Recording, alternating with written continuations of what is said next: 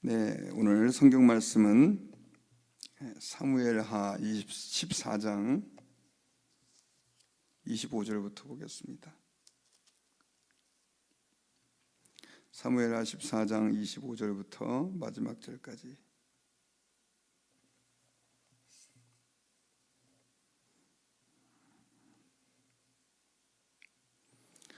우리 한 절씩 교독하겠습니다.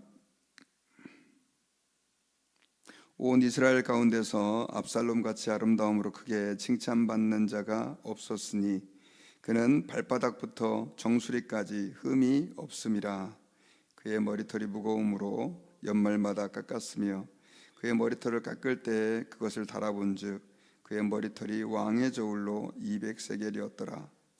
압살롬이 아들 셋과 딸 하나를 낳았는데 딸의 이름은 다말이라. 그는 얼굴이 아름다운 여자더라. 압살롬이 이태 동안 예루살렘에 있되 왕의 얼굴을 보지 못하였으므로 압살롬이 요압을 왕께 보내려 하여 압살롬이 요압에게 사람을 보내 부르되 그에게 오지 아니하고 또 다시 그에게 보내되 오지 아니하는지라. 압살롬이 자기의 종들에게 이르되 보라, 요압의 밭이 내 밭 근처에 있고 거기 보리가 있으니 가서 불을 지르라 하니라.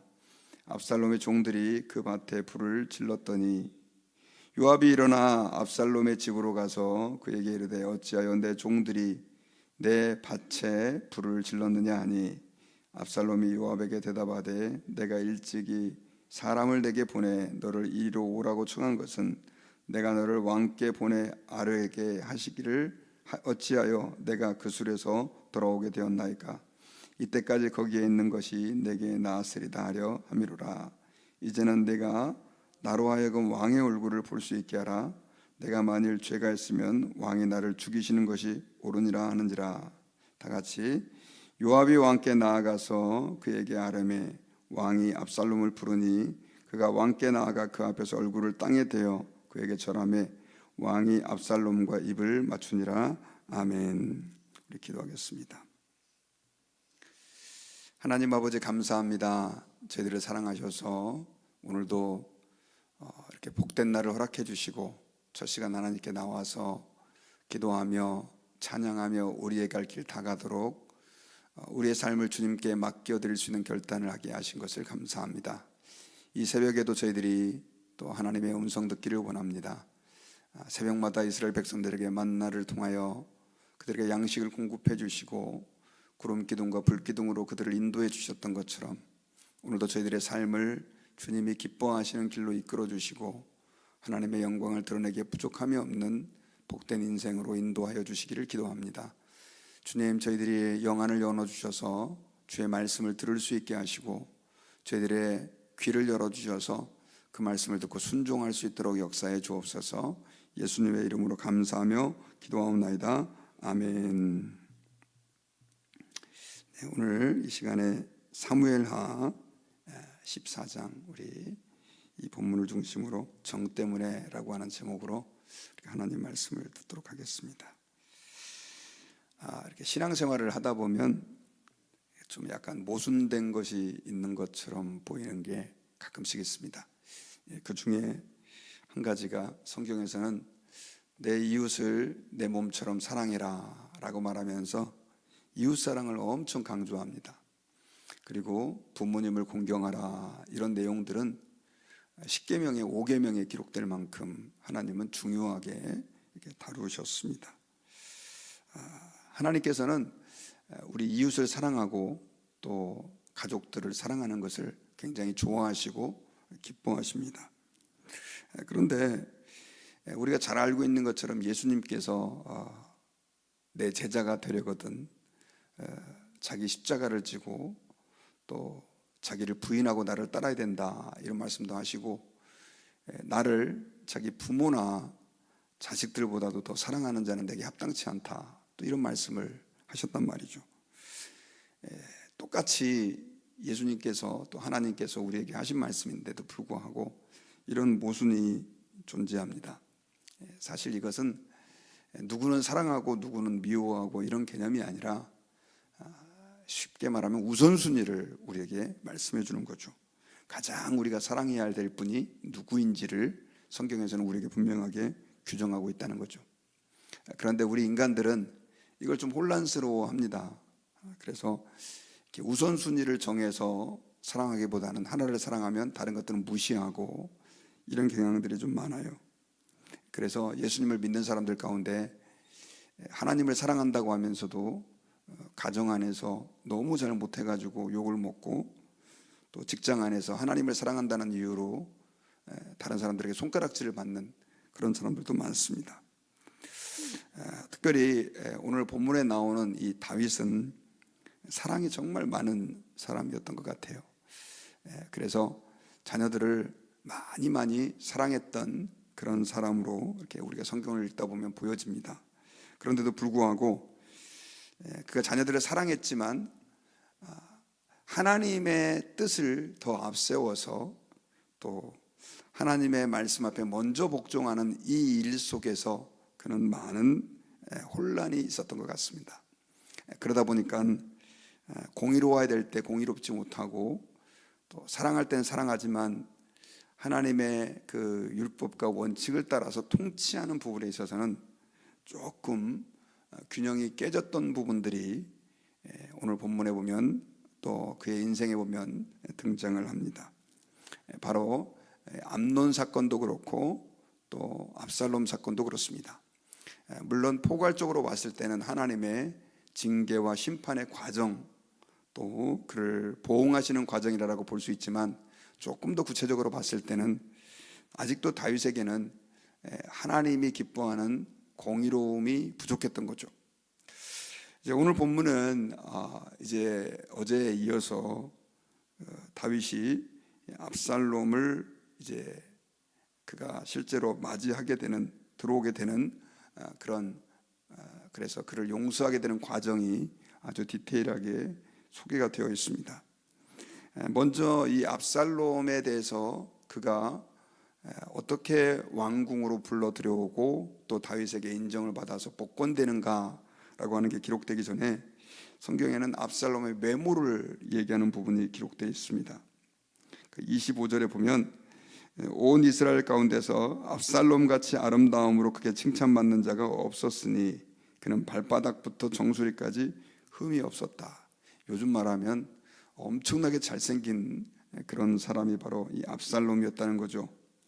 그런데 특별히 그가 얼마만큼 잘생기고 또 많은 사람들이 흠모할 만큼 또 우러러볼 만큼 탁월한 외모를 가지고 있었냐면 머리카락에 예를 들은 거예요.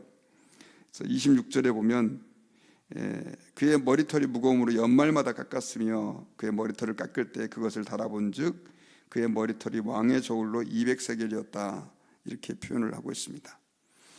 고대 사회에서는 머리를 길게 기른 다음에 축제일이 되면 그 머리를 잘라가지고 이걸 갖다가 은으로 바꿔서 가난한 사람들을 구제하기도 하고, 어쨌든 머리를 우리처럼 오늘날처럼 뭐 한 달에 한 번, 두 달에 한 번 깎는 게 아니라 그렇게 몰아서 그렇게 자르곤 했다고 합니다.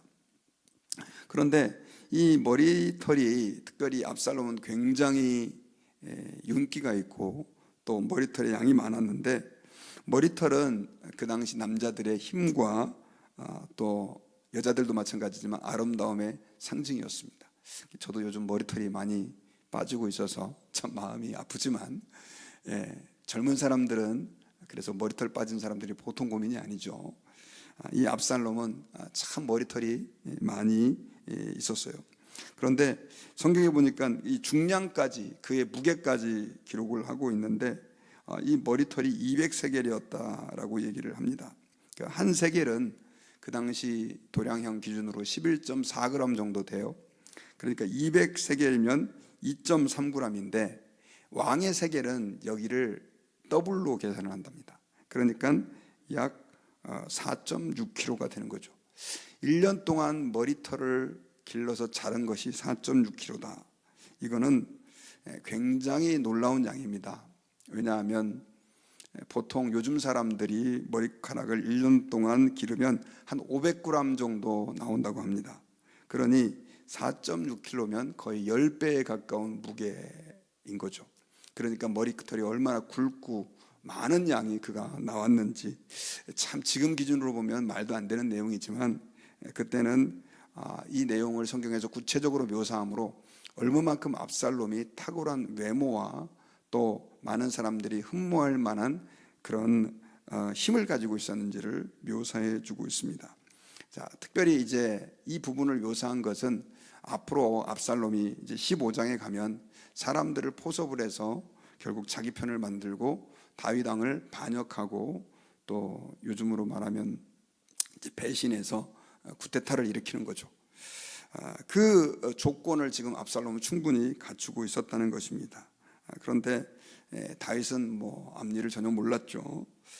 그런데 지금 현재 압살롬은 이제 어찌어찌해서 요압 때문에 간신히 그술에서 3년을 거하다가 예루살렘으로 돌아왔지만 다윗은 그를 쳐다보지 않습니다. 그리고 집에 가택연금 비슷하게 집에만 가둬놨다 이런 얘기는 없지만 어쨌든 궁에 들어올 수 없도록 그가 지은 죄 때문에 그를 이렇게 말 그대로 약간 그 유배 비슷하게 그렇게 시키고 있는 상태에 있었습니다.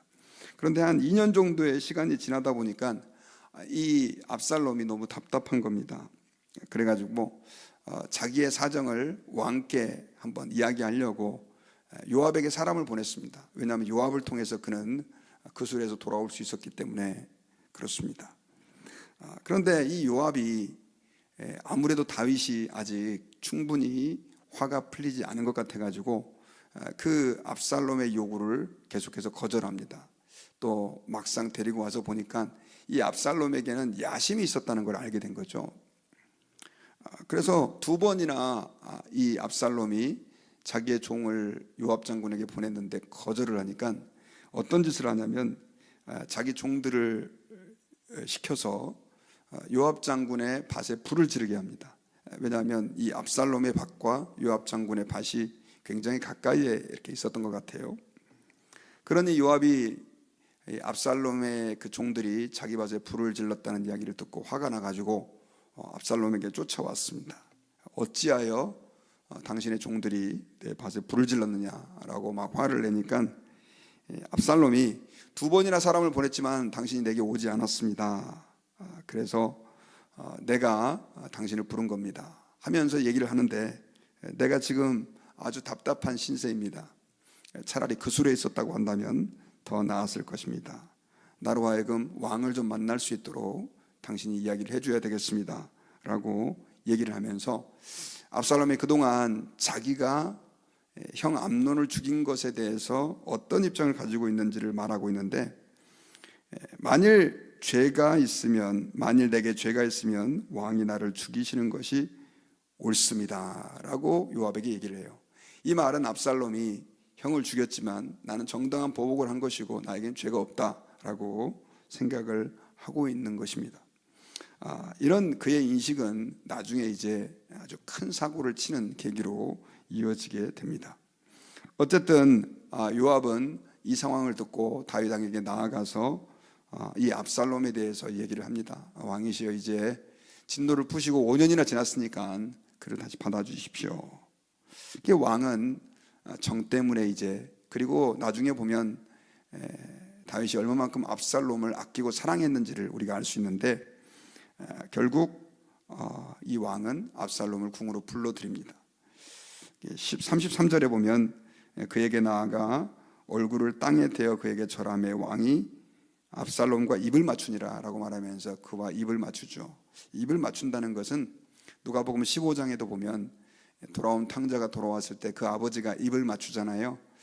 네, 이 고대 인사 방식이기도 했지만 이것은 여러 가지 의미를 포함하고 있습니다. 이것은 내가 너의 모든 죄를 용서하겠다라고 하는 의미도 담겨져 있다고 합니다.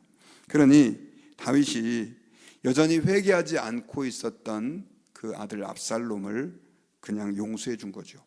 그리고 제가 어제도 말씀드렸지만 암논 첫째가 죽고 둘째는 다니엘이었는데 별로 시원찮고, 셋째 이 압살롬이 너무 용모가 아름답고 또 힘이 세고 또 굉장한 리더십도 가지고 있었던 것 같아요.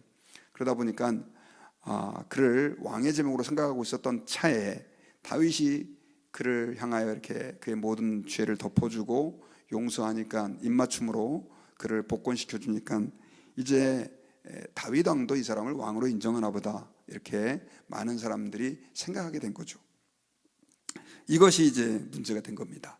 그래서 15장에 보면 이제 압살롬은 사람들을 동원해서 왕에게 가는 사람들을 한 사람씩 한 사람씩 자기가 재판해 주면서 결국 민심을 자기에게 끌어들이고 나중에는 힘을 길러서 왕궁을 쳐들어오는 이런 못된 짓을 하게 되죠. 자, 이 문제가 무엇이었을까요? 제가 어제도 계속해서 말씀을 드렸지만 다윗 왕은 정말 사랑이 많은 사람이었습니다. 사울 왕, 자기를 죽이려고 했었던 사울 왕을 용서해주고, 그 사울 왕의 군사령관이었던 아브넬마저도 그의 죽음을 슬퍼하고 그를 위해 장례를 지내주고, 사울을 죽였다고 거짓 보고하는 사람을 가차없이 목을 치는 이 정도의 의리가 있고 또 사랑이 많은 사람이었던 것이죠. 또 공의로운 면도 있었습니다. 아까 말씀드렸던 것처럼 그 사울 왕을 죽였다고 거짓 신고하는 그 사람을 용납하지 않고 사울의 아들 이스보셋을 죽였던 그 두 사람을 가차없이 또 죽입니다. 그런 부분에서 보면 다윗은 이렇게 외적으로는 공의와 사랑을 잘 행사하고 하나님을 두려워하는 사람이라고 볼 수 있습니다. 그런데 이게 자식에게는 안 됐던 거예요. 자식에게. 그래서 암논이 다말을 강간을 했을 때도 그냥 안타까워하고 슬퍼했지만 그를 징계하지 않고 내버려 두는 바람에 결국 압살롬이 이런 문제를 일으키고, 또 압살롬이 형을 죽였다라고 하는 이 이야기를 듣고도 그를 구체적으로 불러 야단치거나 징계하지 않았다는 거죠. 물론 예루살렘으로 불러와 가지고 2년 동안 그를 만나지 않은 것, 이것도 뭐 징계라고 볼 수 있지만 어쨌든 이것으로는 충분하지 않았던 것입니다. 그리고 압살롬은 여전히 회개하지 않고 있는 상태였는데도 불구하고 왜 그의 죄가 잘못됐는지, 그가 보복한 것이 하나님 앞에서 문제가 되는지를 다윗은 구체적으로 얘기하지 않았어요. 이 일이 오히려 더 큰 반역의 불씨가 되었던 것입니다. 여러분, 정의라고 하는 것은 우리 한국 사회에 있어서 참 중요한 거죠. 서양 말로 말하면 사랑이라고 말할 수 있고 가족 간의 우애라고 말할 수 있습니다. 이것은 우리 인간의 본성과 깊은 관계가 있습니다. 그리고 주님도 제가 서두에 말씀드린 것처럼 부모를 공경하라 라고 얘기를 했고요, 자식을 노엽게 하지 말라라고 우리에게 말씀하면서 자식을 주님의 말씀과 교훈으로 사랑으로 잘 양육해야 된다고 강조하고 있습니다. 형제지간에 사랑해야 되는 것은 너무나 당연한 것이고, 그래서 예수님을 믿는 사람들의 가정은 믿지 않는 사람보다도 훨씬 더 사랑과 우애가 돈독한 가정이 되어야 됩니다. 신약의 직분자를 세울 때 굉장히 중요한 조건으로 하나님이 제시하고 있는 게 뭐냐면 바로 가정을 잘 다스릴 수 있는 사람이어야 돼요. 가정에서 아내에게 또 자녀들에게 존중받지 못하는 사람이 교회에서 리더가 될 수 없다라고 성경에서는 명백하게 이야기를 하고 있습니다. 이 말은 우리가 가정 안에서도 사랑으로, 또 밖에서도 주님의 말씀과 사랑으로 사람을 대해야 된다는 것을 가르쳐주고 있는 것이죠. 그런데도 불구하고 아주 결정적인 순간 우리가 하나님 앞에서 우선순위를 하나님께 둬야 될 때가 있다는 거죠. 그런 인간적인 정보다도 하나님의 말씀이 훨씬 더 우리에게 중요한 때가 있다는 거죠. 그것은 바로 이 정과 하나님의 말씀을 실천하는 것이 부딪힐 때입니다. 이때는 우리는 하나님의 말씀을 우선순위에 두고 그 말씀을 앞세워서 살아가야 한다는 거죠. 그래서 예수님께서는 마태복음 10장 37절에서 주님이 제자의 자격으로 말씀하시면서 아비나 어미를 나보다 더 사랑하는 자는 내게 합당치 아니하고 아들이나 딸을 나보다 더 사랑하는 자도 내게 합당치 아니하다, 이런 얘기를 하셨어요. 아들과 자식, 또 부모나 엄마나 아버지를 사랑하는 것은 너무나 우리에게는 중요한 일이지만, 그러나 하나님보다 더 사랑하는 건, 예수님보다 더 사랑하는 것은 이것은 아니라는 거죠. 왜 주님이 이런 말씀을 하셨을까요? 많은 사람들이 아비나 아버지나 어머니 혹은 자식들을 하나님보다 더 사랑할 가능성이 높기 때문에 그런 거죠. 그리고 결국 그러한 행동은 믿음을 파괴할 뿐 아니라 부모와 자식에게도 도움이 되지 않는 일들이 많이 있기 때문에 그렇습니다. 우리가 신앙생활할 때 진정한 가족 간의 우애와 사랑은 하나님을 가장 사랑함으로 인해 온전히 세워줄 수 있다는 사실을 우리는 잊지 말아야 합니다. 믿음의 조상이라고 하는 아브라함에게 하나님이 다른 많은 시험들이 있지만 그 중에서도 가장 그가 감당하기 어려운 100세에 얻은 독자 이삭을 바치라 라고 명령한 것은 하나님 앞에 신앙생활할 때 특별히 자녀에 대한 사랑 중요하지만 그거보다 더 하나님 앞에서 주님을 사랑하는 것이 중요하다는 것을 주님이 간접적으로 말씀해 주신 것이다 라고 하는 거예요. 안 믿는 사람 입장에서 보면 참 불편하고 이해가 가지 않는 내용이지만 신앙생활은 굉장히 레디컬합니다. 우리는 하나님을 우리 삶의 가장 우선순위에 모셔야만 한다는 거죠. 그래서 예수님께서 자기를 어떤 사람을 제자가 되겠다고 하는 그 사람에게 나를 따르라 라고 얘기했을 때 저 부모님의 장례를, 아버지의 장례를 먼저 지내고 오겠습니다 라고 얘기했을 때 죽은 자들은 죽은 자들로 장사하게 하고 너는 나를 따르라 이렇게 명령하잖아요. 아니 장례 지내겠다고 하는데도 예수님이 그걸 뒤로 하고 나를 따르라라고 명령한 게 이해가 쉽게 잘 가지 않습니다. 근데 고대의 장례는 사실 우리 옛날에 조선시대 고려시대 때도 그랬지만 짧게는 한 달에서 많게는 몇 달까지 걸린다는 거죠. 그러니까 예수님께서 그 장례를 끝까지 다 돌보려고 한다면 주님의 제자가 되기 어렵다라고 본 거예요. 그래서 주님이 이런 극단적인 얘기를 하신 것입니다. 우리가 신앙생활할 때 이런 얘기들은 무엇을 우리에게 말씀해 주냐면 하나님 앞에서 우리가 인간적으로 가장 친밀한 사람들, 또 돌봐야 될 사람들, 또 존중해야 될 사람들이 오히려 우리가 신앙생활할 때 방해와 또 하나님을 떠나게 하는 요인이 될 수 있다는 것입니다. 우리가 요즘 이제 10계명의 2계명에서 우상을 숭배하지 말라라고 하는데 이 우상이라고 하는 것은 뭘 형상 갖다 놓고 절하는 것도 우상 숭배지만 신약 성경의 말씀대로 하나님을 하나님보다 더 사랑하는 것이 우상 숭배다라고 하는 사실을 우리는 기억해야 돼요. 그래서 탐심이 우상 숭배다라고 얘기를 했지 않습니까? 탐심이다라고 하는 것은 바로 뭐에 집착하는 마음이죠. 그것을 계속해서 갈구하고 그것만 생각하고, 만약 우리의 가정에 가족들이라 할지라도 우리가 그 가족들에게 대해서 그런 마음을 가지고 있다고 한다면 성경에서는 우상숭배다라고 규정하고 있다는 사실을 우리는 기억해야 합니다. 결국 다윗이 이렇게 압살롬을 사랑했던 그 사랑은 자기에게 칼이 되어서 그를 겨누는 그런 불행한 그런 사건의 단초가 되었다는 사실을 우리는 기억해야 합니다.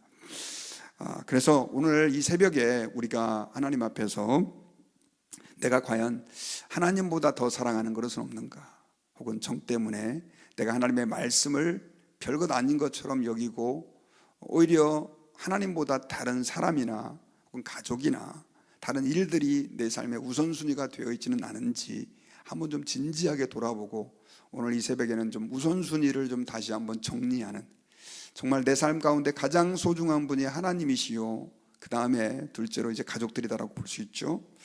이게 좀 분명한지, 혹시 나는 정말 내 자녀를 하나님보다 더 사랑하고 있지 않은지, 또 내 아내, 내 남편, 내 부모님을 하나님보다 더 우선순위에 두고 있지는 않은지 한번 진지하게 우리가 돌아보면서 하나님 앞에서 우선순위를 잘 정리할 때 그것이 우리에게 복이 될 줄 믿습니다. 말씀의 결론을 맺겠습니다. 오늘 본문은 이제 다윗이 압살롬을 복권하는, 예루살렘에 거의 감금되다시피 해서 얼굴도 보지 않았던 그 압살롬이 어떤 과정을 통해서 다시 복귀되는지가 기록되어 있습니다. 성경에는 압살롬은 너무나 잘생긴 사람이고 정수리부터 발끝까지 하나도 흠이 없는 사람일 뿐 아니라 머리털이 200세겔이나, 왕의 저울로 200세겔이나 될 만큼 힘과 열정이 넘치는 사람이었다라고 묘사를 합니다. 그런데 다윗은 아마 그런 외모적인 것도 영향을 좀 끼쳤겠죠. 그 아들 압살롬을 사랑하는 마음으로 그가 한 죄에 대해서 구체적으로 공의롭게 행동하지 못함으로 인해 가지고 그가 회개하지도 않는데도 그를 그냥 받아줌으로, 정 때문에 그를 그냥 용납해 줌으로 인해 가지고 결국 이스라엘이 내전에 휩싸이고 반란을 일으켜서 다윗의 목에 칼을 겨누고 그에게 그 후궁들을 다 겁탈함으로 다윗에게 큰 수모와 아픔을 안겨다 준 사건의 단초가 된 것을 우리는 알 수 있습니다. 우리는 이 땅을 살아가면서 하나님 앞에서 주님이 하나님을 가장 사랑해야 된다라고 명령한 것은 그것이 우리 모든 삶의 질서요, 기초요, 골격이기 때문에 그렇습니다. 그래서 오늘 이 새벽에 우리 자신을 한번 돌아보면서 나의 마음은 어디에 있는지 한번 좀 돌아보고 그 우선순위들이 다시 한번 정립되어지는 축복이 저와 여러분들에게 있기를 주의 이름으로 축원합니다. 기도하겠습니다.